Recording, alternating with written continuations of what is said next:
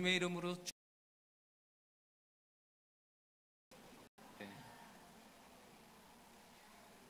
피곤한 시간이라서 감사합니다. 오늘 설교 제목은 하나님의 집 세우기입니다. 우리가 살아가는 데 있어서 기준을 세우는 것은 아주 중요합니다. 왜냐하면 그 기준이 되어야 그 일을 감당할 수 있는 경우가 많기 때문입니다. 자동차는 어떻게 운전할 수 있을까요? 어떤 기준이 있죠? 자동차 운전할 수 있는 기준, 일단 나이가 있어요. 나이 제한이 있고, 그 다음 뭐를 따야 되죠? 면허증을 따야 되죠. 그게 있어야 자동차를 운전할 수 있는 자격이 되고 자동차를 잘 운전할 수 있는 사람이 됩니다. 스튜어디스 자격 조건이 있습니다. 젊었을 때 꿈이 혹시 계신 분 계세요? 첫 번째는 상냥한 미소라고 합니다. 옆에 분하고 한번 상냥하게 미소를, 상냥한 미소 자격이에요. 두 번째는 그 말씀을 할 때 솔톤으로 나와야 돼요. 솔톤. 솔톤 아세요? 권사님들 어머 권사님 뭐 이런 거 있잖아요. 이런 거 솔톤으로 옆에 분에게 그렇게 한번 축복해 볼까요? 네, 솔톤으로 한번 해보세요. 죄송합니다. 그 다음에 그만하세요. 세 번째는 신뢰감이 있어야 돼요. 신뢰감. 핸드폰 소리인 줄 아셨어요? 신뢰감이 있어야 돼요. 그러니까 신뢰감이 있어야 스튜디오스가 이렇게 말을 할 때 진행을 할 수가 있습니다. 또 네 번째는 세련된 모습이어야 되고요. 그 다음에 우아하게 이렇게 행동을 해야 돼요. 그래서 고개도 몸과 같이 움직여서 인사교육 받고 막 그렇게 행동을 합니다. 그럼 우리가 다 지금 자격이 되었을까요? 안 되었을까요? 죄송하지만 다 떨어지셨습니다. 이처럼 우리가 무엇을 하기 위해서는 항상 기준이 있다는 거예요. 기준. 근데 이와 같이 세상적으로도 많은 기준이 있지만 우리가 하나님을 믿는 자녀라면 우리는 전혀 다른 기준이 존재합니다. 그것이 무엇일까요? 하나님의 말씀이라는 기준이죠. 오늘 본문의 내용은 하나님께 인정받는 일꾼에 대한 내용입니다. 좀 다르게 표현하면 하나님께 인정받기 위한 자격 조건이라고 할 수 있습니다. 그리고 오늘 설교 제목을 좀 다르게 잡아본 이유는 하나님의 집 세우기라고 제가 잡아봤습니다. 결국에는 하나님의 집을 세우는 것은 누가 세우기 때문에 제가 설교 제목을 이렇게 잡았냐면 하나님의 자녀들, 하나님의 그리스도된 일꾼들이 하나님의 집을 세울 수 있기 때문에 설교 제목을 이렇게 정해보았습니다. 이 시간 하나님께서 원하시는 하나님의 집을 그럼 세우는 사람들의 모습은 어떤지 오늘 말씀을 통해서 하나씩 살펴보려 합니다. 하나님의 집을 세우기 위해서는 어떻게 해야 될까요? 오늘 본문 말씀입니다. 15절을 같이 보겠습니다. 오늘 본문 말씀 15절입니다. 디모데후서 2장 15절입니다. 같이 볼까요? 시작. 너는 진리의 말씀을 옳게 분별하며 부끄러울 것이 없는 일꾼으로 인정된 자로 자신을 하나님 앞에 드리기를 힘쓰라. 아멘. 화면 그냥 두시면 될 것 같습니다. 제일 밑에 줄에 자신을 하나님 앞에 어떻게 해요? 드리라 이렇게 나옵니다. 그러니까 하나님의 집을 세우기 위해서는요, 첫 번째로 우리의 자신을 누구한테요? 하나님께 드릴 수 있어야 되는 거죠. 여기서 드리다라는 단어는 옆에 서 있다, 명령하다 이런 뜻입니다. 그러니까 우리가 누구 옆에 서 있는 거예요? 하나님 옆에 서 있는 거. 그걸 어떻게 해요? 명령을 해야 돼요. 그러니까 내 스스로도 내 의지적으로도 어떻게 해야 돼요? 주님 곁에 붙어 있다는 뜻이죠.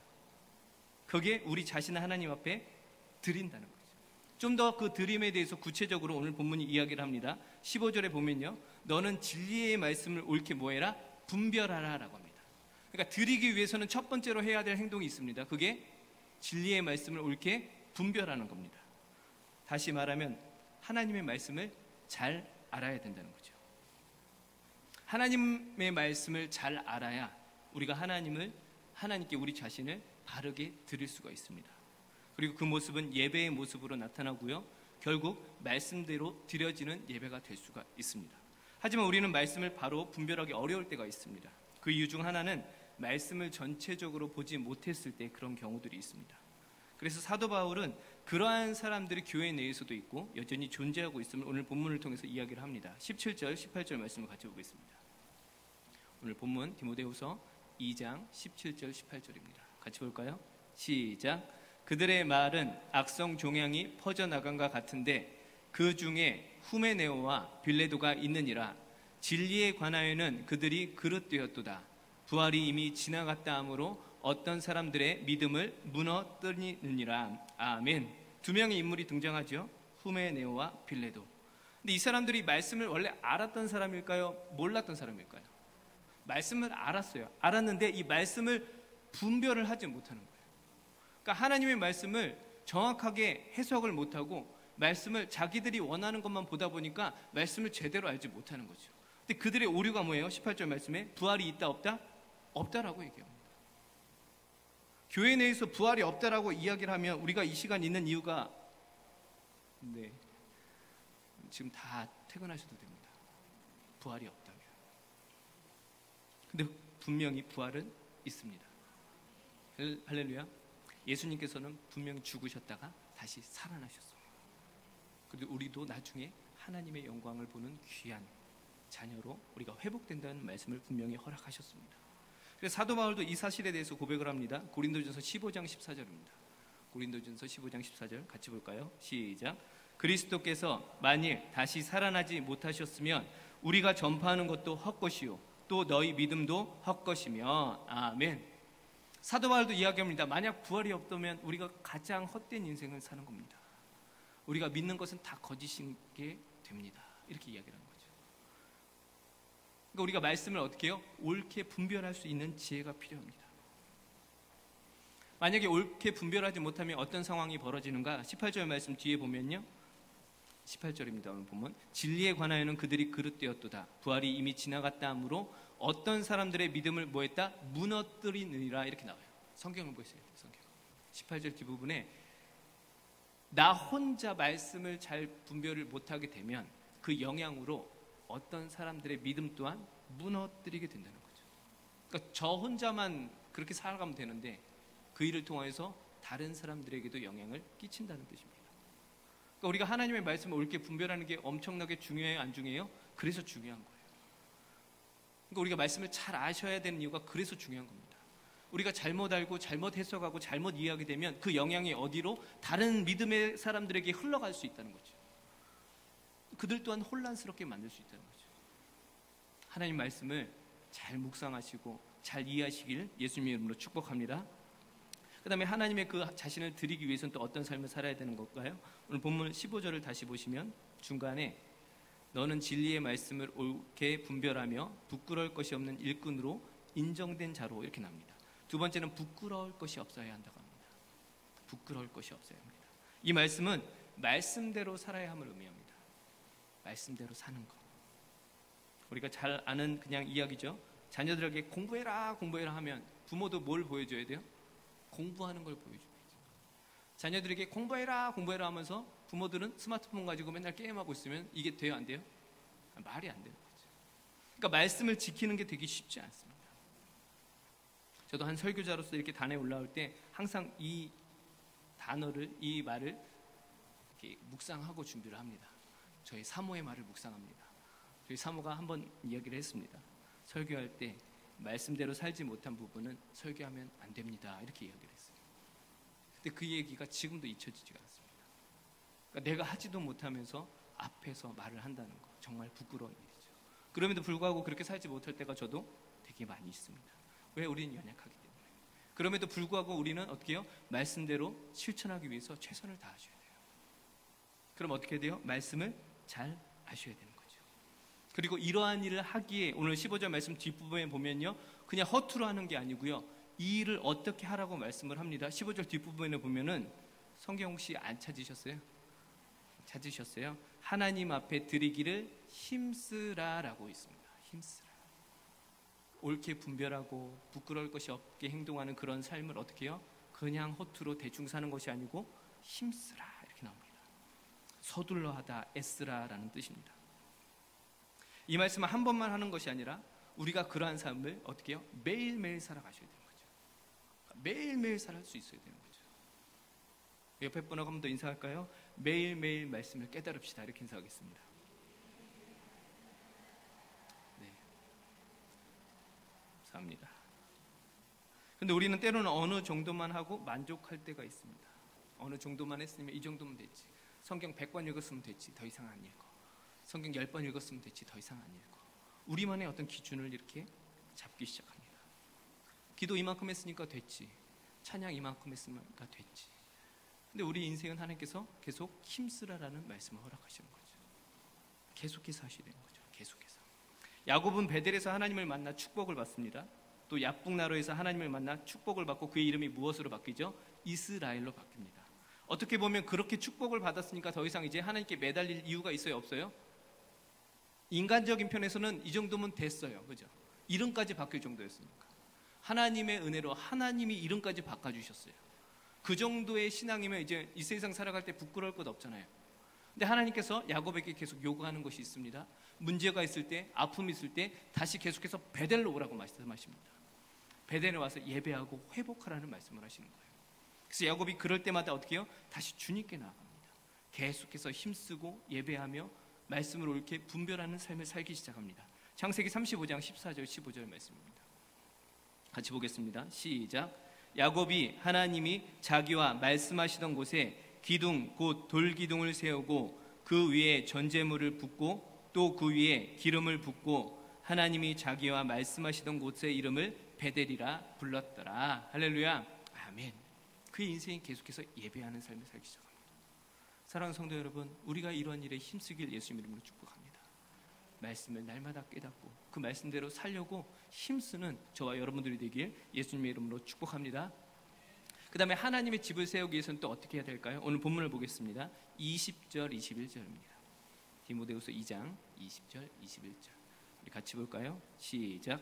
큰 집에는 금그릇과 은그릇뿐 아니라 나무그릇과 질그릇도 있어 귀하게 쓰는 것도 있고 천하게 쓰는 것도 있나니 그러므로 누구든지 이런 것에서 자기를 깨끗하게 하면 귀히 쓰는 그릇이 되어 거룩하고 주인의 쓰심에 합당하며 모든 선한 일에 준비함이 되리라. 아멘. 두 번째로는요, 귀히 쓰는 그릇이 되셔야 됩니다. 귀히 쓰. 우리 옆에 분하고 인사합시다. 귀한 그릇이 되십시오. 이렇게 하겠습니다. 귀한 그릇이 되십시오. 귀히 쓴다는 것은요, 귀한 것을 담았다는 뜻입니다. 그죠? 천이 쓴다는 것은 그 안에 뭐가 담겨 있는 거예요? 천한 것이 담겨 있는 거죠. 그러니까 이 본문을 어떻게 보면 사람마다 다른 그릇이고 모두 다양하게 쓰인다고 생각할 수 있습니다. 그러니까 그릇들이 되게 많잖아요. 20절에 보니까 금, 은, 나무, 질그릇, 꽤 다양한 그릇이 있는 거죠. 그러면 금은 뛰어나고 질은 하찮은 걸까요? 성경은 그렇게 말씀하고 있지 않습니다. 21절에 보시니까 모두 귀히 쓰는 그릇이 되어야 한다고 말합니다. 그러니까 금그릇도 있고 교회 안에는 은그릇도 있고 나무그릇도 있고 질그릇도 있는데 모두가 다 어떻게 해요? 귀히 쓰는 그릇이 되어야 된다는 거죠. 그럼 귀히 쓴다는 것은 무슨 말씀인 걸까요? 귀히 쓴다는 것은 어떤 주인이 쓰는가에 따라 그릇이 달라진다는 얘기예요. 아주 유명한 사람이요, 볼펜 한 자루를 잡으면요, 그 사람 지문이 묻어서 만약에 이렇게 테이프로 해서 그 사람 지문이 이렇게 유적으로 간직되면 이 값어치는 어떻게 될까요? 어마어마하게 올라갑니다. 유명한 사람이요, 악기를 치잖아요. 그 악기 값은 나중에 팔릴 때 어마어마하게 올라갑니다. 그러니까 그 물건 자체가 중요한 게 아니고요, 누가 그 물건을 쓰는가가 중요한 거죠. 우리는 하나님이 쓰시는 그릇들이 되길 예수님 이름으로 축복합니다. 우리 안에는 다 사업도 다르고 형편도 다르고 모습도 달라요. 어떤 분들은 금과 같은 모습이고 어떤 분은 질그릇 같은 부분이 보이고 다 다릅니다. 그러나 누가 쓰시는가가 중요한 거죠. 우리가 그렇게 하나님께 쓰인 자들이 되길 예수님 이름으로 축복합니다. 그러면 하나님께 쓰임받기 위해서는 21절을 다시 한번 보겠습니다. 21절 오늘 본문입니다. 귀한 그릇이 되기 위해서요. 한번 다시 읽어볼까요? 시작. 그러므로 누구든지 이런 것에서 자기를 깨끗하게 하면 귀히 쓰는 그릇이 되어. 아멘. 자, 귀히 쓰는 그릇 앞에 어떤 단어가 등장하죠? 이런 것에서 자기를 어떻게 해요? 깨끗하게 하면. 할렐루야. 그러니까 하나님께서 쓰는 그릇은 결국에는 어떤 그릇이에요? 깨끗한 그릇인 거죠. 우리가 깨끗해지셔야 돼요. 거룩해지셔야 된다고요. 거룩하면 어떻게 일어날까요? 디모데전서의 말씀과 기도로 거룩해집니다. 이 두 개는요, 거룩에 반드시 필요한 요소입니다. 말씀을 묵상하고 기도하지 않는 삶을 살면 결국 우리의 삶은 깨끗하지 못한 인생이 됩니다. 그렇게 깨끗하지 못하면 어떻게 될까요? 곽선희 목사님 설교집 중에 이런 예화가 있습니다. 이 부분에 대한 설교입니다. 지난날에 우리가 이 세상에 살 동안 예수 믿기 전에 또한 세상에 살면서 이 그릇에 많은 것이 묻었습니다. 이걸 깨끗이 씻어야 되는데 씻지를 않고 거기에 그대로 복음을 받아들일 때 문제가 됩니다. 이렇게 말씀합니다. 그러니까 더러운 그릇 자체로 복음을 받아들이면 그 복음이 어떻게 해요? 변질이 된다는 이야기죠. 결국에는 어떻게 해요? 그 복음을 자신들의 욕심으로 이용을 하기 시작합니다. 그리고 간증하죠. 예수 믿으면 잘 된다. 예수 믿으면 무조건 돈 번다. 예수 믿으면 무조건 성공한다. 그 안에서 뭐가 생겨요? 기복신앙이 생깁니다. 번영신앙이 생깁니다. 이런 사람은 예수님을 자기 욕심의 수단으로 만들기 시작합니다. 결국 깨끗하지 못한다는 것은 하나님을 내가 이용한다는 뜻입니다. 매일 말씀, 기도로 우리가 무장하지 않으면 결국에 우리 인생은 하나님을 이용하기 시작합니다. 하나님을 나의 그냥 도구 정도로 여기게 되고 그러한 인생으로 자기 혼자의 믿음뿐만이 아니라 후메네도와 빌레도처럼 다른 사람의 믿음까지도 연약하게 만들기 시작합니다. 사랑하는 성도 여러분, 우리가 깨끗하게 예수 믿음을 축복합니다. 겉모습이 깨끗한 게 아니고요. 어디요? 우리 중심이 깨끗해지셔야 돼요. 하나님께서 말씀하시죠. 다윗을 뽑았을 때 여호와께서 사무엘에게 이르시되 그의 용모와 키를 보지 말라. 내가 이미 그를 버렸노라. 내가 보는 것은 사람과 같지 아니하니 사람은 외모를 보거니와 나 여호와는 중심을 보느니라 하시니라. 할렐루야. 아멘. 우리의 중심이 깨끗해지셔야 돼요. 보이지 않는 우리 중심이 깨끗해지셔야 돼요. 점검할 수 있는 방법이 있습니다. 아무도 있지 않는 곳, 나 혼자 있는 곳에서 나는 무슨 삶을 사십니까? 아무도 보지 않는 그곳에서 여러분들은 어떠한 삶을 살고 계십니까? 거기서 거룩이 증명이 됩니다. 거기서 거룩이 판단이 됩니다. 거기서 깨끗함이 증명됩니다. 그 골방에서 깨끗해질 때 하나님이 그 그릇을 귀하게 사용하십니다. 우리가 그렇게 사용되어지는 귀한 저와 여러분들이 되시길 예수님의 이름으로 축복합니다. 축복합니다. 세 번째로 하나님의 집을 세우기 위해서는 어떠한 삶을 살아야 하는 걸까요? 오늘 본문 말씀 24절로 26절입니다. 오늘 본문 디모데후서 2장 24절로 26절, 24절 제가 25절, 성도님들이 26절 다 같이 보겠습니다. 주의 종은 마땅히 다투지 아니하고 모든 사람에 대하여 온유하며 가르치기를 잘하며 참으며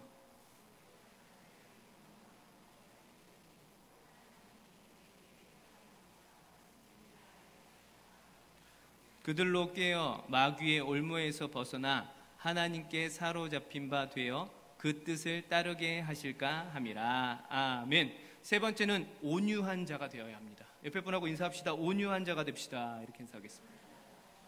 앞뒤 분하고 한 번 더 인사합니다. 온유한 자가 됩시다. 감사합니다. 24절의 시작이 주의 종은 마땅히 다투지 아니하고 온유해야 된다고 이야기합니다. 그럼 어떻게 보면 주의 종이니까 누구만 해당되는 것 같아요? 부르심 받은 목사들만 해당된다 이렇게 생각할 수도 있죠. 근데 여기서 주의 종이라는 단어는요, 모든 그리스도인들을 말합니다. 그러니까 다 해당되시는 거예요. 다. 주의 종은 쟤니까 애가 해야 됩니다. 나는 교만해도 되니까 네가 온유하십시오. 이게 아니라는 거죠. 옆에 분도 주의 종이고 나도 주의 종이고, 그러니까 결국 주의 종은 다 뭐 해야 된다고요? 온유해야 되는 거죠. 왜 온유해야 될까요? 예수님 그분이 온유하셨습니다. 예수님 그분이 온유하셨습니다.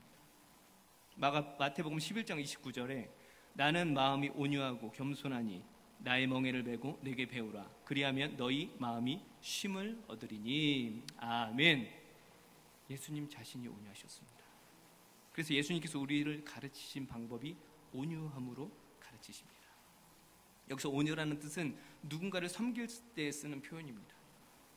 그리고 이 온유함이라는 뜻이 또 다른 표현이 있는데요, 어떤 고난을 당한 타인의 아픔을 안다는 뜻을 담고 있습니다. 제가 두 개요. 온유함이 첫 번째는 뭐라고요? 섬기다. 두 번째는 타인의 아픔을 안다. 나도 똑같이 아플 수 있다. 나도 똑같은 아픔은 있다. 이런 뜻이에요. 그럼 이거를 합쳐버리면 어떤 뜻이 돼요? 온유라는 것은 누군가를 잘 섬기면서 그들의 아픔까지도 이해하고 그들을 품을 수 있는 온유함을 말합니다. 그런 온유함이 생길 때 그럼 어떤 일이 일어날까요? 오늘 본문을 다시 볼까요? 24절입니다.